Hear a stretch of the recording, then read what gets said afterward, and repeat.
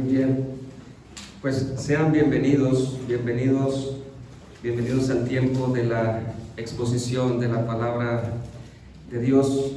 Quisiera recordarles el propósito una vez más del por qué usted se reúne en este lugar.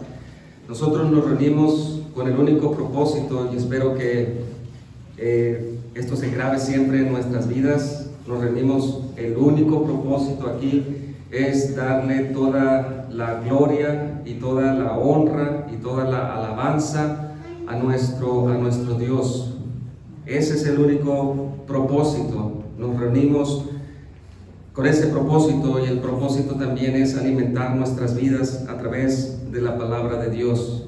Comemos nosotros 3 veces al día, alimentamos nuestros cuerpos, y también deberíamos buscar como niños recién nacidos la palabra de Dios. El que nace desea el alimento, la leche. De igual manera sucede con nosotros. Cuando nosotros nacemos de nuevo, deseamos la palabra de Dios. Permíteme recordarles que esa es una evidencia de los cristianos, es desear seguir conociendo la palabra de Dios. Hoy vamos a hacer una pausa a la carta de los Romanos, y les pido de favor si buscan o si me ayudan a buscar Primera de Pedro capítulo número 4. Hoy vamos a estar analizando este pasaje, Primera de Pedro capítulo número 4, desde el versículo número 7 hasta el versículo número 11. El tema de la exposición de esta mañana es 4 marcas de la vida cristiana, o si nosotros pudiéramos llamarle 4 distintivos de la vida cristiana, o 4 características de la vida cristiana. Pero es interesante lo que nosotros vamos a estar exponiendo, porque estas marcas que vamos a estar analizando son debido a la esperanza del regreso del Rey. Son debido o son afectadas o son producidas por la verdad que encontramos en la palabra de Dios acerca de el regreso o la segunda venida de nuestro Señor Jesucristo. Si usted es creyente, si usted es parte del cuerpo de la iglesia, si usted es un verdadero seguidor de Jesús, usted debe de saber que Él prometió regresar un día para juzgar con justo juicio a las naciones. Así que de eso se trata la exposición de esta mañana, 4 distintivos o 4 marcas de la vida cristiana. Y el objetivo es que usted pueda ver en el texto, en la palabra de Dios, esas marcas que son promovidas por la luz o la luz de la verdad del regreso de nuestro Señor Jesucristo. Ese es el objetivo, que usted pueda conocer y también pueda identificar si esas marcas están presentes en sus vidas. Ese es el objetivo, que podamos nosotros distinguir estas marcas. No son las únicas marcas, pero sí son las marcas que el apóstol Pedro nos está diciendo a través de su carta. Así que les pido de favor, si me ayudan a estar ahí con sus vistas, siguiendo la lectura.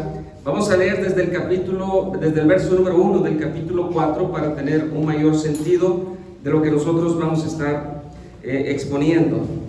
Primera de Pedro, capítulo número 4. Si usted tiene una Biblia, de favor, sígame ahí con su vista. Dice así: puesto que Cristo ha padecido por nosotros en la carne, vosotros también armaos del mismo pensamiento, pues quien ha padecido en la carne terminó con el pecado.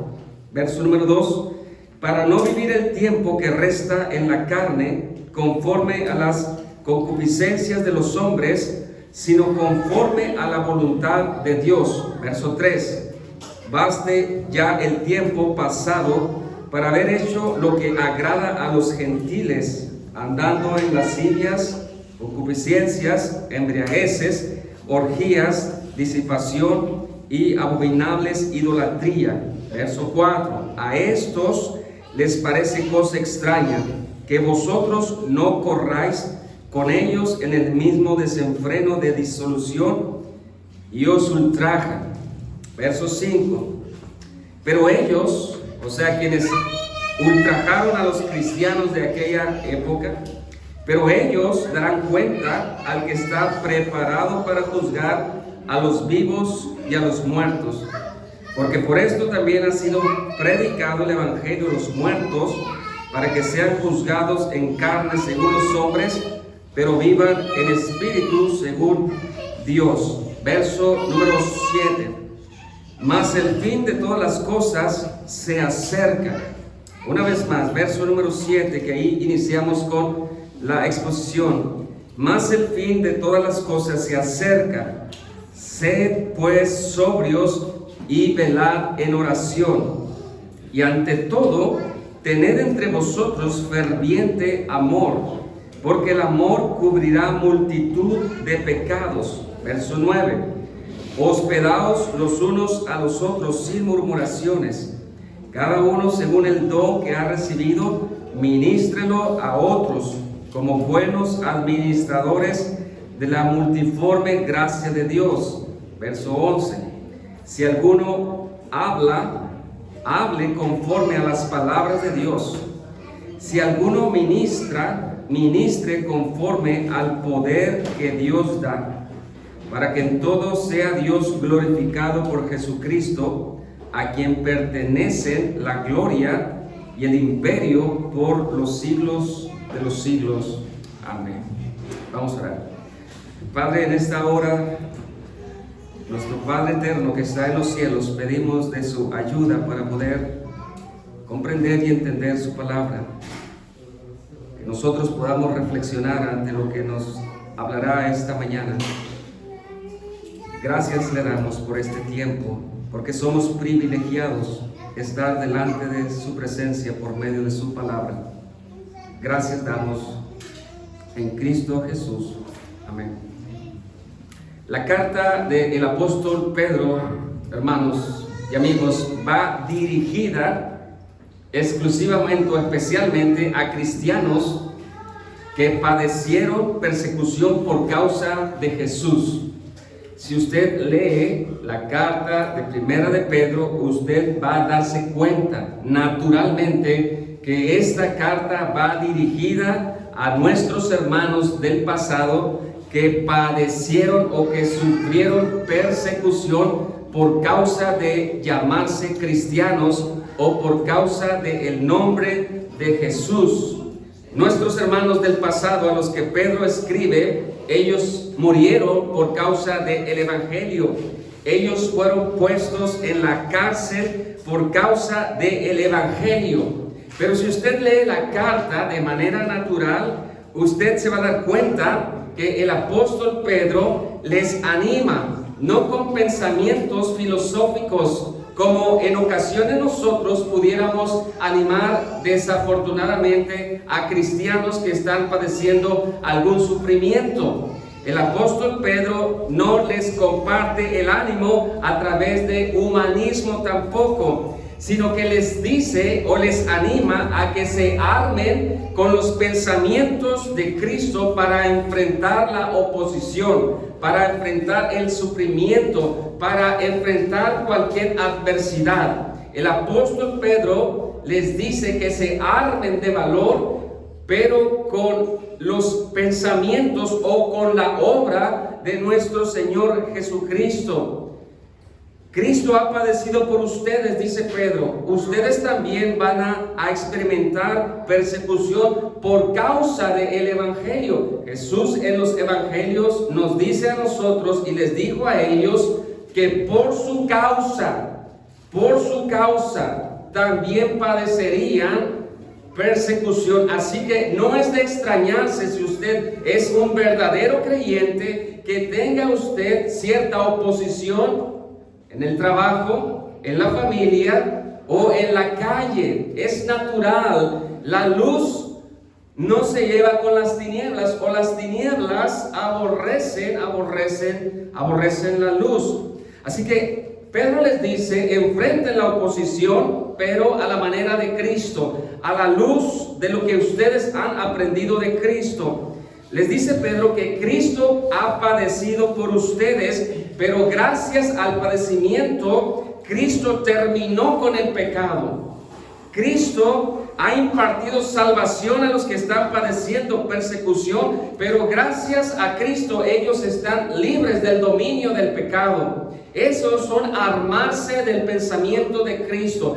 A pesar de que están pasando persecución, los cristianos a los que Pedro escribe tenían en mente que gracias a Cristo, a su obra en la cruz, ellos ya no son más esclavos del pecado. Ahora ellos pertenecen a un reino mucho más poderoso que en el que antes pertenecían. Armarse de los pensamientos de Cristo para ellos que están sufriendo es el consejo del apóstol Pedro. Pedro les dice en los versos anteriores, si usted puede leerlos en su casa, que ya no hay ninguna condenación para los que han puesto su fe y su confianza en Cristo Jesús. No necesitamos morir para darnos cuenta si fuimos o no fuimos perdonados.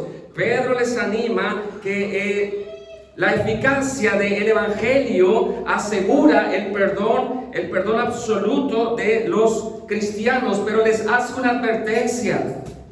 Pedro les hace una advertencia, o Pedro les dice a los hermanos que están sufriendo que Dios no va a pasar por alto a aquellos que los están persiguiendo o aquellos que los están maltratando. Porque Pedro también les habla de que un día Dios juzgará con justicia a todos aquellos que estuvieron maltratando a los cristianos y les espera una condenación eterna. Esos son lo que Pedro se refiere en toda la parte atrás del capítulo 4. Armarse de Cristo cuando están pasando por alguna circunstancia adversa. Y la pregunta como introducción: ¿qué hacemos nosotros cuando estamos padeciendo algún problema, alguna persecución, cualquier cosa que se le venga a la mente? La invitación del apóstol Pedro es que se refugie en este poderoso y glorioso evangelio. Pero también el apóstol Pedro les está animando. A pesar de las adversidades, Pedro les anima a que mediten en el regreso del Rey, o en el regreso de nuestro Señor Jesucristo. En medio de la persecución, versículo número 7, Pedro les recuerda que el regreso de Cristo es inminente. Y eso, para los creyentes que están padeciendo persecución de aquella época, y también para nosotros, son palabras de esperanza y son palabras de ánimo. No creo que haya en el cristianismo verdadero hombres que no crean en el regreso de nuestro Señor Jesucristo. Y como dice por ahí, o usted va a Cristo después de su muerte, o tiene un encuentro con Cristo en su venida, pero de que le veremos cara a cara, nosotros tenemos esa seguridad. Para los lectores de esta carta, el regreso de Cristo es algo real. Para los lectores de esta carta, en medio del sufrimiento, el regreso de Cristo es algo real. Para ellos son palabras de ánimo y de consuelo. Pero en base a esta luz que Cristo regresa pronto, en base a esta verdad de que Cristo regresa pronto, Pedro no les dice que en medio de la persecución estén quejándose del cristianismo.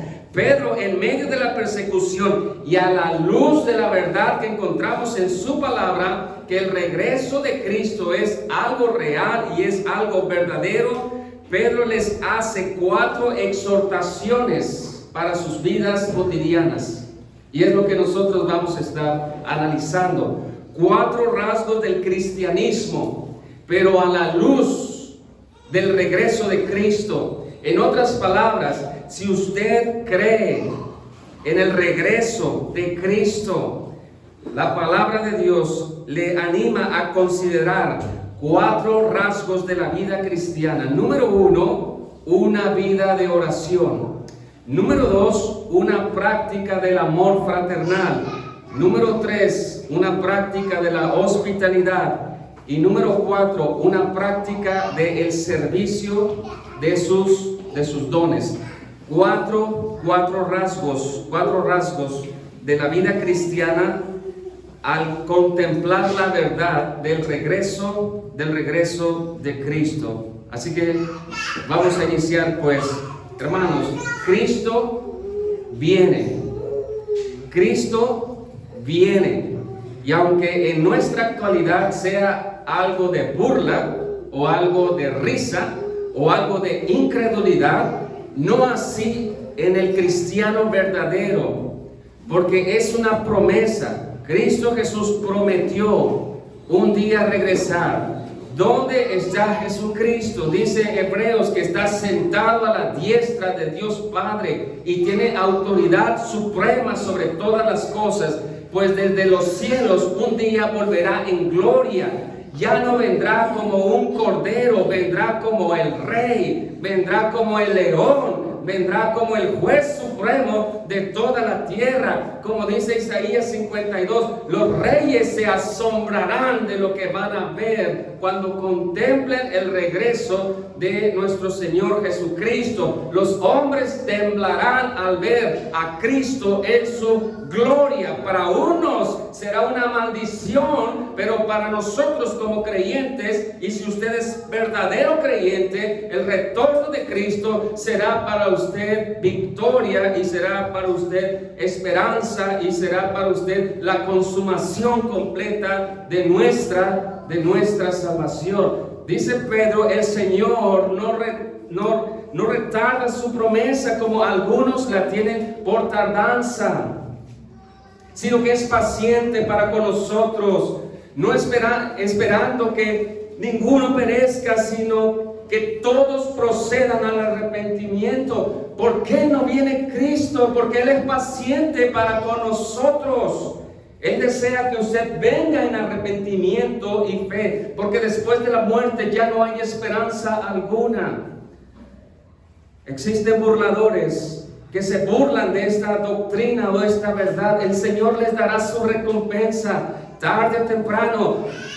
Ante la antesala de la muerte se terminan los valientes, el de nuestra época. Ante la antesala de la muerte todos temen, porque tendrán que enfrentarse al Creador. Pero vamos a iniciar pues en el versículo número 7. Vamos a observar qué es lo que nos dice. Dice el verso número 7 de 1 de Pedro 4: mas el fin de todas las cosas se acerca. Gracias. Mas el fin de todas las cosas se acerca. Dios ha puesto límites para la historia, y uno de los acontecimientos que marcarán el fin de esta creación y de una nueva creación es el regreso de nuestro Señor Jesucristo. ¿Qué significa esta frase? Más el fin de todas las cosas que usted ve se acerca. Esta frase se refiere a la consumación del plan eterno que Dios trazó desde antes de la fundación del mundo. El todavía ya, pero todavía no. La palabra más el fin, o la frase más el fin de todas las cosas se acerca, se refiere que con la venida del Señor Jesucristo se habrá completado el plan o la consumación de nuestra redención. Ese plan incluyó el nacimiento del Mesías, Ese plan incluyó su vida perfecta. Ese plan incluyó su sacrificio perfecto para el perdón de tus pecados. Ese plan incluyó su resurrección, avalando que Él es el Hijo de Dios. Ese plan que está a punto de consumarse también tiene que ver con su ascensión a los cielos. Ese plan que está a punto de consumarse tiene que ver con el regreso del Rey de Gloria para juzgar a vivos y a muertos. Para ellos, pues, y para nosotros, esas son palabras de aliento. Por ejemplo, Romanos 13:11. El amor, Romanos 13:10, el amor no hace mal al prójimo. Así que el cumplimiento de la ley es el amor. Son textos que nos hablan de que el regreso de Cristo es inminente. Dice Romanos 13:11, y esto, conociendo el tiempo, que es ya hora de levantarnos del sueño, porque ahora está más cerca de nosotros nuestra salvación que cuando creímos. Ahora está más cerca nuestra salvación que cuando creímos, porque el regreso de Cristo es inminente. Hebreos 10:25, una exhortación para los creyentes de aquella época y para nosotros: no dejando de congregarnos como algunos tienen por costumbre, sino exhortándonos, y tanto más cuando veis que aquel día se acerca.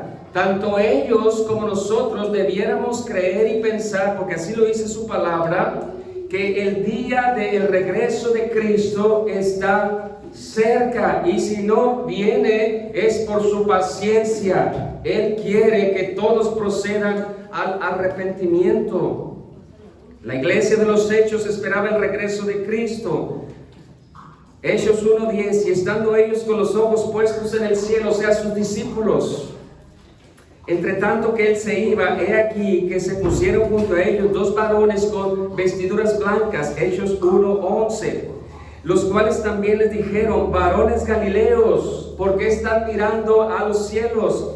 Este mismo Jesús que ha sido tomado de vosotros al cielo, así vendrá como le habéis visto ir al cielo, con poder y con gloria.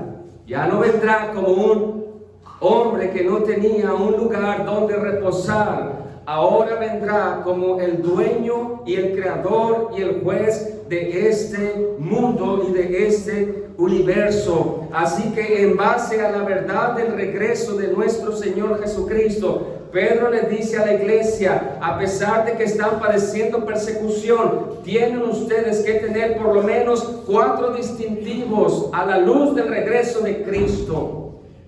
Y la pregunta es que si nosotros como cristianos que creemos en el regreso de nuestro Señor Jesucristo para juzgar a las naciones, estamos teniendo estos cuatro distintivos. Así que esta predicación es una exhortación para nosotros como iglesia, pero también es una invitación. Si no es parte usted de la iglesia de Cristo, que venga en arrepentimiento y fe, porque si muere después ya no habrá oportunidad, porque ha establecido Dios juzgar al mundo con justicia a través de Cristo. Él es paciente, pero la paciencia un día también ha de terminarse. Primer rasgo que encontramos en la segunda parte del verso número 7. Ve ahí en sus Biblias las frases o las palabras: sed pues sobrios y velad en oración. Primer rasgo que dice Pedro a ellos y a nosotros: ustedes deben de caracterizarse por desear una vida de oración. Así como nosotros respiramos, debiéramos de desear estar en comunión con Dios todos los días. Si usted quiere ir a ver al presidente de la República, usted tiene que pedir una solicitud, y quién sabe si nos reciban. Pero en el caso del cristiano es diferente.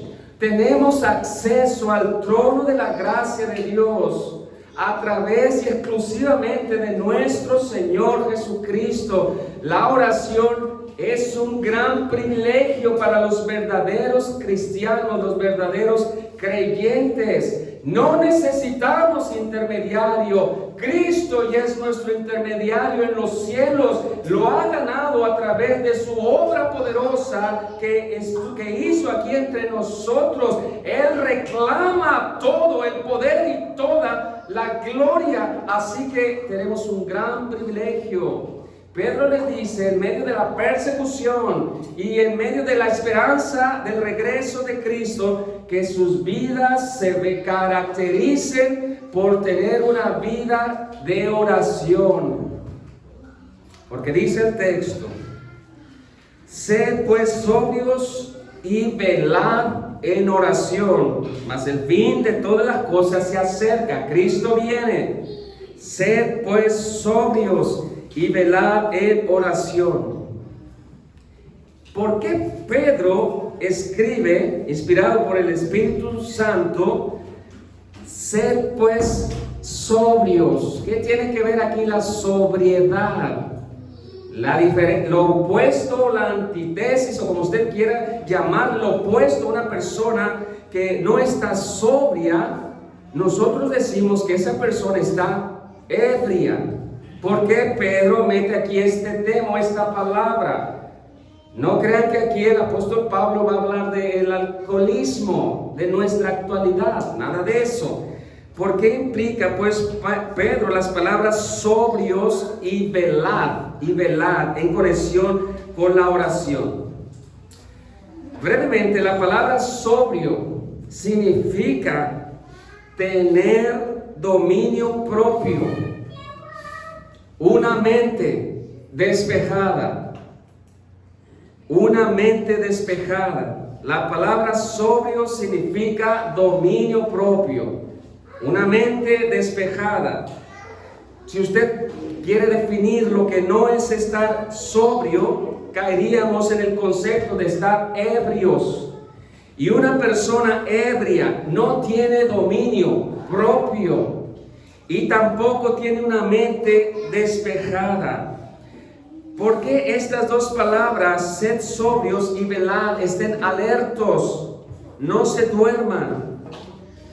Sed sobrios implica pues tener una perspectiva, o sea, nuestra mente que esté despejada para poder acercarnos a la oración. Nuestra mente, dice Pedro, tiene que estar mirando las cosas eternas y no tanto las cosas pasajeras. Mas el fin de todas las cosas se acerca. Sed pues sobrios, o sea, tengan dominio propio, una mente despejada, que sus deseos no estén esclavizados a los deseos y afanes de este mundo. Porque si sus deseos y afanes están esclavizados en lo perecedero, eso les va a estorbar para estar velando en oración. Tengan la mente despejada, su mente ténganla en las cosas eternas. Pues si la tienen en las cosas de este mundo, ustedes van a estar dormidos en su vida de oración, básicamente. Sed pues sobrios, tengan dominio propio, que no los esclavicen las cosas de este mundo. Y no está diciendo Pedro que las cosas que hace un cristiano no deben de ser para la gloria de Dios. Básicamente lo que Pedro les dice, el consejo es que tengan sus deseos en las cosas eternas para que puedan estar alertas y velar en oración. Velar pues significa no quedarse dormidos. Un cristiano que tiene sus deseos mayormente en este mundo no tendrá el deseo pues de orar. Se está quedando dormido, no está despierto, no está siendo vigilante y diligente. La primera característica que Pedro les anima a ellos y a nosotros es que su vida de oración vaya creciendo a pesar de la persecución, a pesar de los problemas y a la luz del regreso de nuestro Señor Jesucristo. ¿Qué es la oración? Brevemente, la oración es estar en la presencia de Dios por la fe. La oración es platicar con el Padre por medio del Hijo y con la ayuda del Espíritu Santo. En otras palabras, Pedro les dice, no dejen de tener comunicación con Dios. Hermanos, la oración no solamente debe de incluir pedir y pedir y pedir. Por supuesto que es parte de la plática que tenemos todos los días con Dios. La oración también debiera incluir la alabanza y la adoración. En la oración nosotros encontramos fortaleza. En la oración nosotros encontramos descanso a nuestras almas. Primera característica de la vida cristiana es que oramos a Dios. No solamente oramos al descansar, no solamente oramos por los alimentos, sino que podemos nosotros comunicarnos, platicar con el Padre.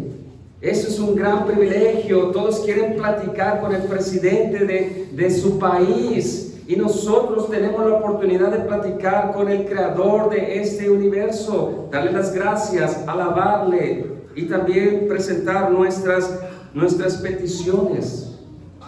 Un predicador dijo esta frase: la oración, más que una necesidad o una imposición o un mandato, debe de ser un deleite más dulce que la miel. Primera característica, si usted es cristiano y si está esperando el regreso del Rey, de Cristo, una vida de oración. En el pasado, recuerden, hermanos, que la palabra de Dios dice que éramos extraños y enemigos. Ni siquiera podíamos llegar ante el trono de Dios por causa de nuestro pecado y por causa de que Dios es santo. En el pasado Dios no escuchaba nuestras oraciones. Éramos enemigos. ¿A quién sabe a quién le orábamos nosotros? A nuestros ídolos que estaban en nuestros corazones. En el pasado, pero en el presente, por causa de la obra de Cristo, por causa de su sacrificio perfecto para el perdón de nuestros pecados, por causa de su trabajo como gran sumo sacerdote, ahora tenemos el privilegio de entrar al palacio y poder platicar con Dios Padre y tener comunión con Él todos los días. Él jamás nos cerrará la puerta. Él jamás está ocupado para decirnos hoy no puedo. ¿Cómo está nuestra vida de oración si somos creyentes? ¿Será acaso que los afanes de este mundo, los deseos de este mundo nos impiden a ser sobrios y estar alertas en la oración? Conclusión de esta primera exhortación: tenga despejada la mente. Si usted es creyente, tenga despejada la mente. Todo esto pasará en 100 años. Usted no va a estar aquí. En 100 años no va a estar aquí. Tiene que estar en la eternidad, ya sea con Dios o ya sea en el lugar de castigo que Él ha preparado para todos aquellos que rechacen al Hijo de Dios. En 100 años usted, su carro, su casa se acaba. Tenga la mente despejada, ponga sus ojos en lo eterno, ponga sus ojos en Jesús, siga leyendo la palabra de Dios, ocúpese de lo que Dios ha dejado en nuestras manos, ponga su mirada en las cosas eternas, esté alerto, despierto sobre la importancia de la oración. Colosenses 3:1 dice: sí, pues habéis resucitado con Cristo, buscad las cosas de arriba, donde está Cristo sentado a la diestra de Dios. Si tú eres cristiano, que tus mayores deseos estén en lo eterno y no en lo pasajero. Poned la mira en las cosas de arriba, no en las de la tierra, porque habéis muerto y vuestra vida está escondida con Cristo Y fíjense, porque ese es un texto que nos habla de la segunda venida, cuando Cristo, vuestra vida. Para usted, ¿quién es Cristo? No solamente es el Hijo de Dios, es vuestra vida. Vuestra vida se manifieste, entonces vosotros también seréis manifestados con Él en gloria. Entonces, primer rasgo, practique la comunicación con Dios. Tenemos acceso directo, no hay quien los impida. Segundo rasgo, practique el amor fraternal. Practique el amor fraternal. Verso número 8, ante todo. O sea, esto es una prioridad para la iglesia. Ante todo, prioridad, ante todo. Tened entre vosotros ferviente amor. Y Pedro le pone un traje a la palabra amor, o adorna la palabra amor, fraternal, ferviente, que sea ferviente. Y cita Pedro un Proverbios 10:12, porque el amor cubrirá multitud de pecados. Segunda característica de los cristianos que tienen la esperanza del regreso de Cristo: practican el amor fraternal entre la iglesia. Practica el amor entre la iglesia. Hermanos, no somos aislados. Si en verdad nos amamos entre nosotros, deberíamos de preocuparnos por nuestro bien, no de uno propio, sino del otro, porque el amor es buscar, desear el bien de nuestros hermanos. Pedro les pone una prioridad ante todo. Tengan un ferviente amor entre ustedes. La palabra ferviente significa intensidad. Y ante todo, tengan entre vosotros un amor intenso, fraternal, por supuesto, un amor intenso. Un amor intenso es cuando deseamos el bien espiritual de nuestros hermanos sobre nuestros propios deseos.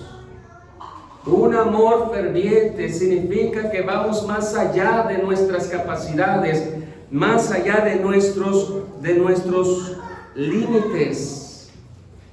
Como cristianos que somos, ¿qué tanto estamos practicando ese amor? Porque el amor que no se lleva en la práctica no es amor. Mas Dios muestra su amor para con nosotros. Muy buena frase de parte de Dios. Pero Él continúa, dice: aunque siendo pecadores, Cristo murió por nosotros. Él demostró su amor al tomar nuestro lugar en la cruz. Un amor que no se practica no es amor. Buscar el bien de nuestros hermanos, eso es amor. ¿Por qué Pedro cita en el verso número 8 el Proverbio 10, versículo número 12? Dice: porque el amor cubrirá multitud de pecados. ¿Por qué creen que cita Pedro este Proverbios? Dice Proverbios 10:12, el odio despierta rencillas. El odio despierta pleitos, rencillas. Pero el amor cubrirá o perdona. El amor perdona todas las faltas. ¿Qué significa esto? Este estilo de vida del que dice el apóstol Pedro. Hermanos, sin hacer a un lado la disciplina bíblica que encontramos en la palabra de Dios, sin hacer a un lado la disciplina, lo que Pedro nos llama es que el verdadero amor buscará el bien de nuestro hermano.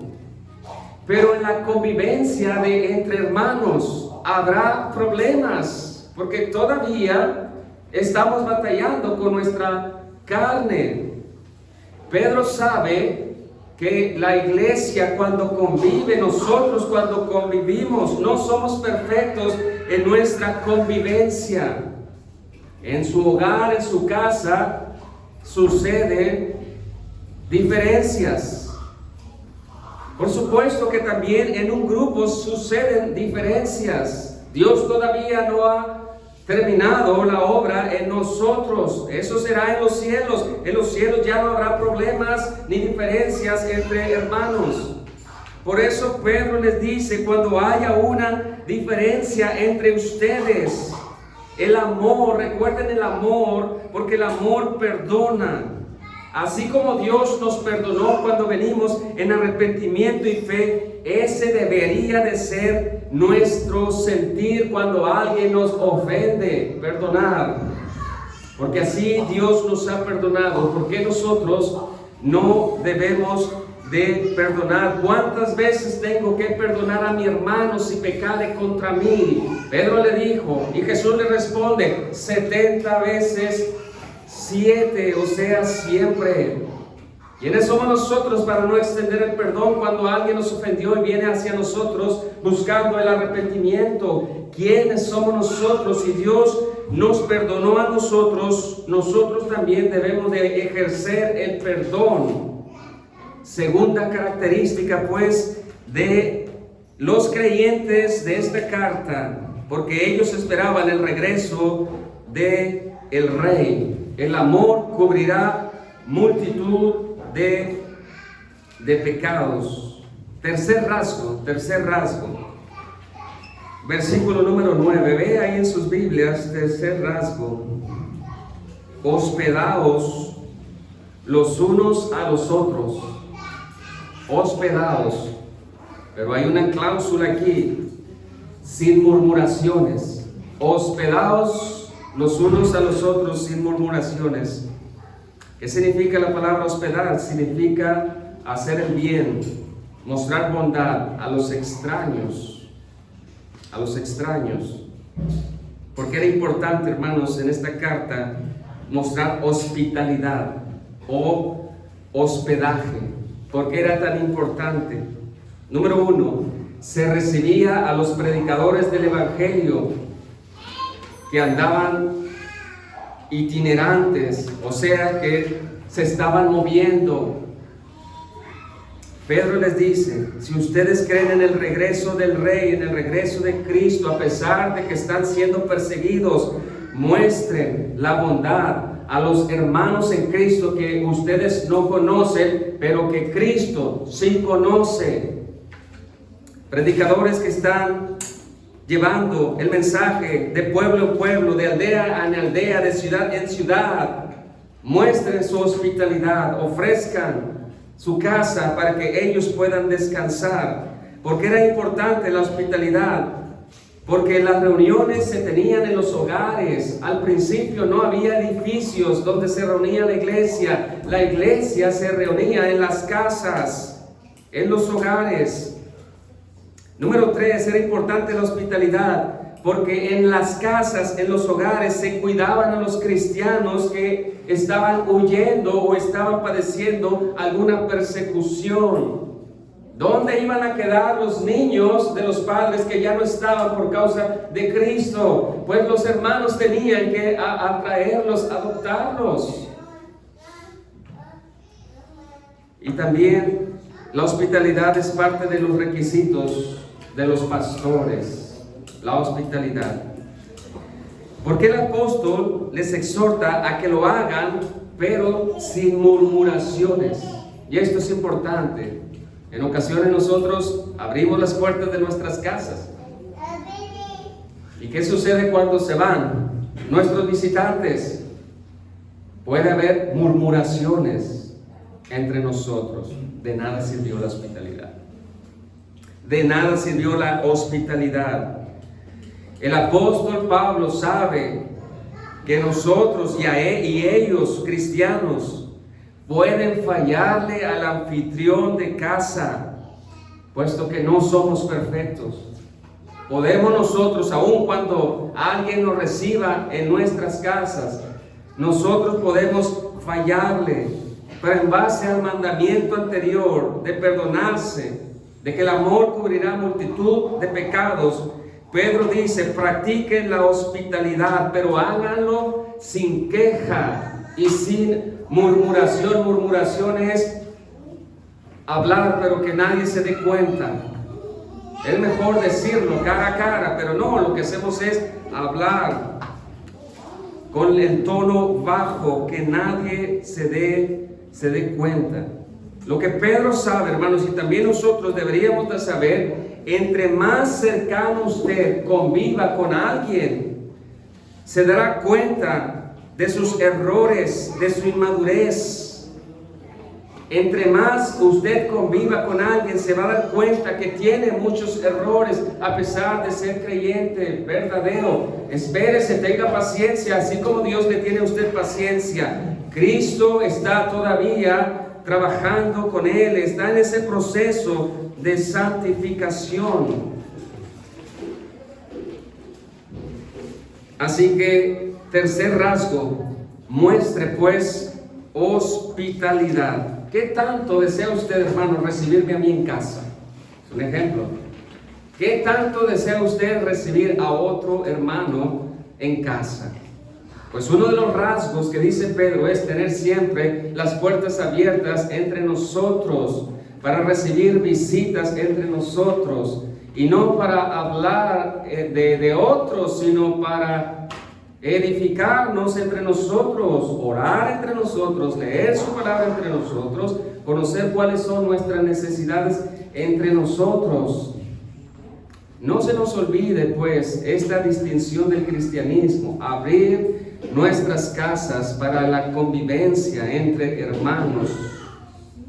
Por último pues, cuarto rasgo, practique sus dones para la edificación de la iglesia. Dice el verso número 10: cada uno según el don que ha recibido, ministrelo a otro. Cada uno según el don, verso 10, que ha recibido, ministre. Y esta palabra ministrelo significa trabaje para otros. Y dice, como buenos administradores de la multiforme gracia de Dios. Cada uno según el don que ha recibido. No hay dentro de la iglesia o dentro del reino de Dios integrantes que no hayan recibido un regalo de parte de Dios, un don de parte de Dios. No lo hay.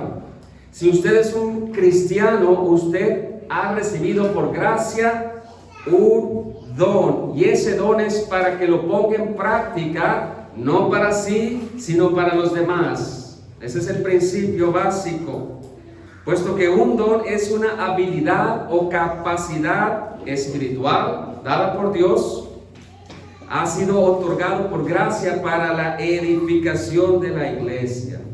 ¿Cuál es su don, hermanos, si usted es creyente? En Romanos 12 encontramos una lista de dones.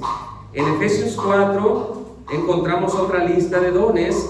Y en Primera de Corintios 12 encontramos una lista de dones. La característica que Pedro les dice: si ustedes están esperando el regreso de Cristo, pongan a trabajar sus dones para el servicio de otros, para el servicio de la iglesia, para la edificación de la iglesia. Aún en medio de la persecución, sírvanse, edifíquense unos a otros. Los dones no nos pertenecen, le pertenecen a Dios y deben de ser usados para su reino. Aun cuando usted sea un hombre de edad avanzada, tiene mucho por servir en el reino de Dios. No le deje el trabajo a los jóvenes cristianos. No, si usted es un hombre ya de edad avanzada, una mujer de edad avanzada, hay mucho que servir a otros para la edificación y para la gloria de Dios. Aquí se menciona en el verso, como buenos administradores, cada uno según el don que ha recibido, ministrelos a otros, o sea, trabájelos, pero como buenos administradores. Y un administrador es aquel que administra bienes o recursos ajenos, o sea, es responsable en hacer su trabajo busca hacerlo con excelencia. Si usted sirve a la iglesia, sirve a sus hermanos, hágalo, porque usted es un mayordomo de Dios, y hágalo con toda la excelencia. Muchos creen que servir a Dios es solamente predicar, es solamente enseñar. No, hermano, los dones son diversos. Y los dones deben de usarse también fuera de las reuniones públicas. Muchos quieren los dones solamente los domingos, pero no quieren ejercer sus dones fuera de los domingos.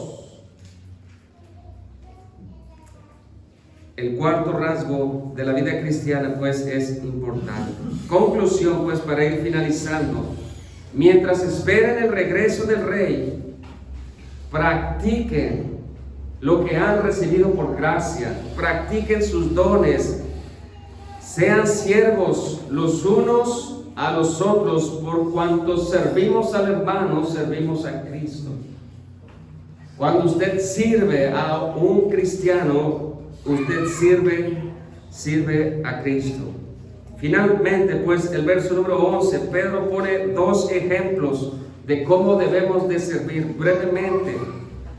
Pedro les dice dos ejemplos de servicio. Verso número 11, ve ahí en sus Biblias. Si alguno habla, aquí está un don, si alguno habla, hable conforme a las palabras de Dios. Si alguno habla, dice Pedro, hágalo excelente.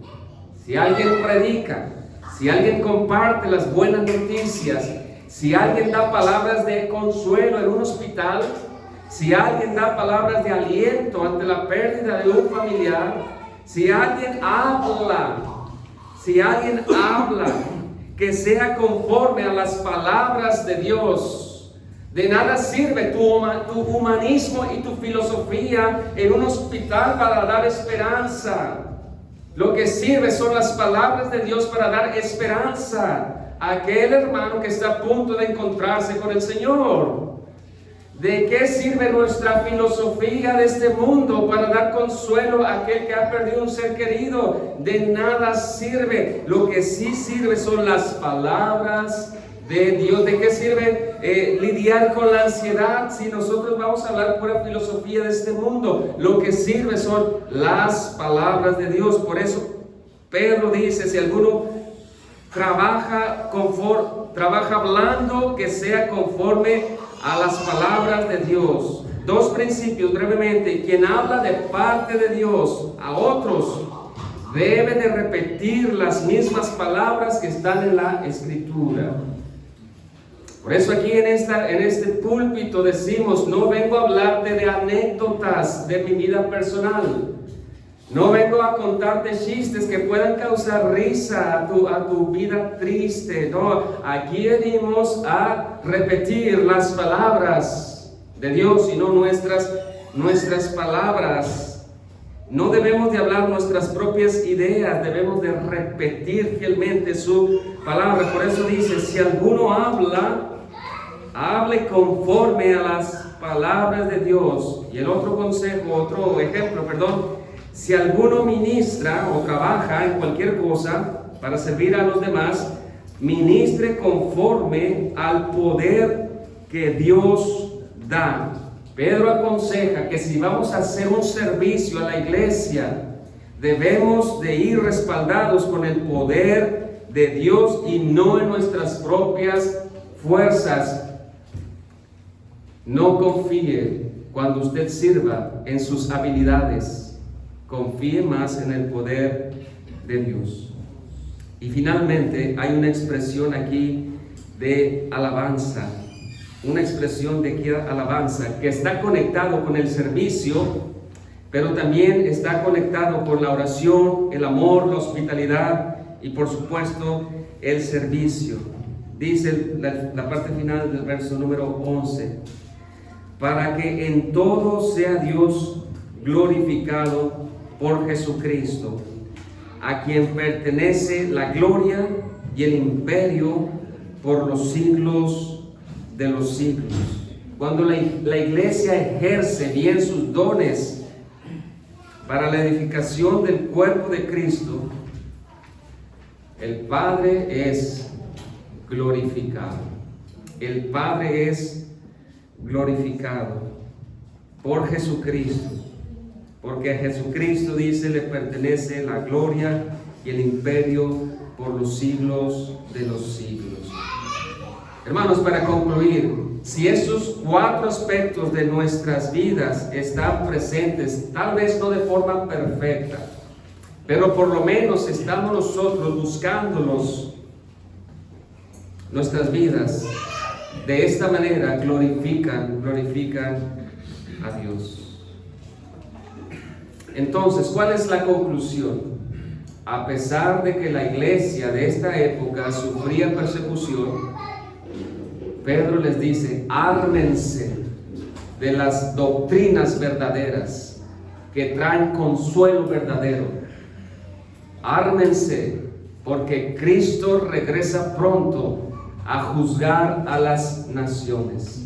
Ármense de ese pensamiento. Hermanos, ¿qué tanto pensamos nosotros en el regreso de Cristo?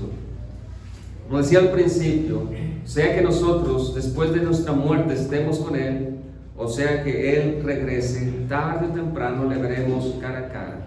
Y si esa es nuestra esperanza, que nuestra vida se caracterice por una vida de oración, que nuestra vida se distinga por practicar el amor entre nosotros, practicar la hospitalidad y servirnos unos a otros.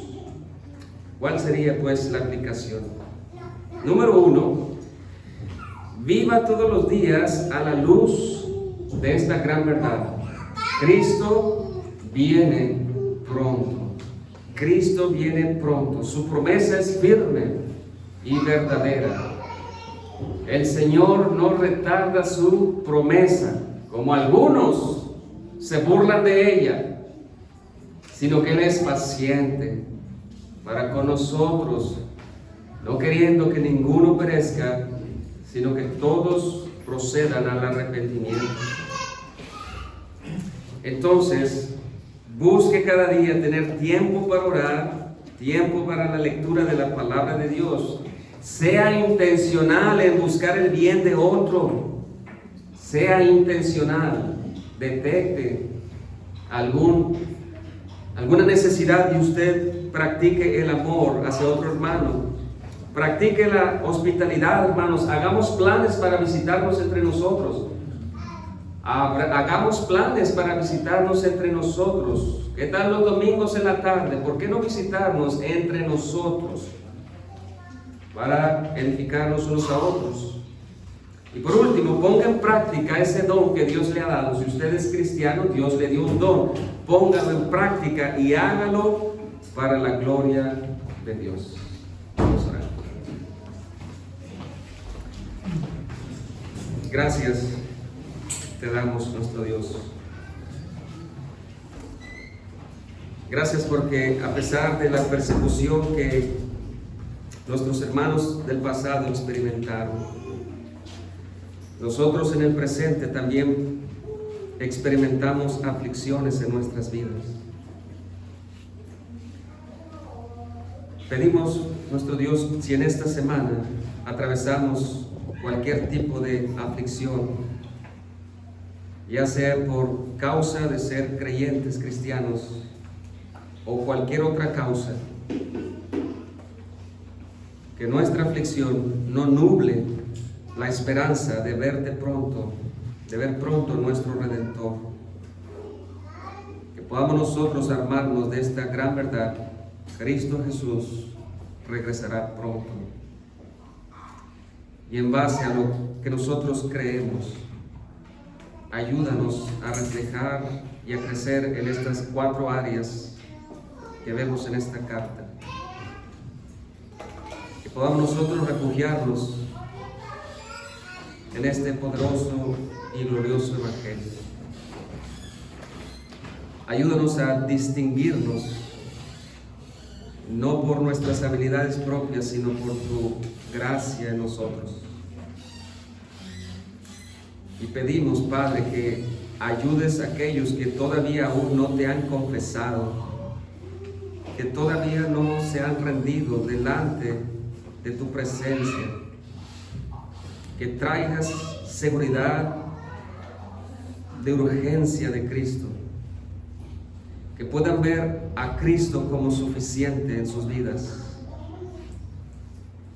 que puedan arrepentirse y creer, y que puedan dar frutos de un verdadero cristiano. Gracias porque eres paciente para con todos nosotros, pues tu deseo es que aquellos que escuchen el mensaje del Evangelio procedan al arrepentimiento y a la fe.